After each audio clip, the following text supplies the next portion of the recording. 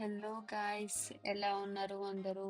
నేనైతే ఈరోజు హైదరాబాద్ టు బెంగళూరు వెళ్ళడానికి రాజధాని ఎక్స్ప్రెస్ బుక్ చేసుకున్నా. 5:20కి రావాల్సింది 5:44కి వచ్చింది ట్రైన్.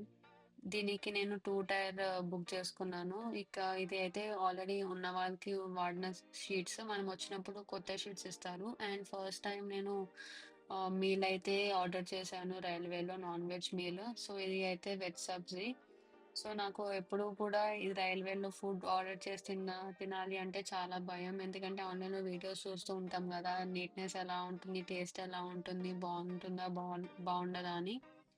సో ఇది అయితే చపాతి, కర్డ్, ఇంకా 3 ఐటమ్స్ ఉన్నాయి. ఒకవేళ ఇది బాగోకపోయినా కూడా నేను లైక్ తినడానికి ఇంట్లో నుంచి అయితే తెచ్చుకున్నాను ఫుడ్. సో చూడాలి ఎట్లా ఉంది అని. ఈ నాన్ వెజ్ మీల్కి అయితే నాకు అరౌండ్ 350 రూపీస్ పడింది ప్రైస్. నార్మల్గా అయితే మీరు టికెట్ తీసుకున్నప్పుడే వస్తుంది ఆప్షన్, లేదంటే మీరు అక్కడికి వెళ్ళాక కూడా తీసుకోవచ్చు, పే చేయాలి అప్పుడు. సో ఇది అయితే ప్లెయిన్ రైస్ ఒకటి ఉంది, అండ్ ఇది పప్పు ఉంది. సో లాస్ట్ చికెన్ కర్రీ ఉండాలి, ఎందుకంటే నేను నాన్ వెజ్ మీల్ ఆర్డర్ చేశాను కాబట్టి. సో నాకు అయితే ఆ హోప్స్ చాలా తక్కువ ఉంది, టేస్ట్ బాగుంటుందా బాగుంటుందా అని.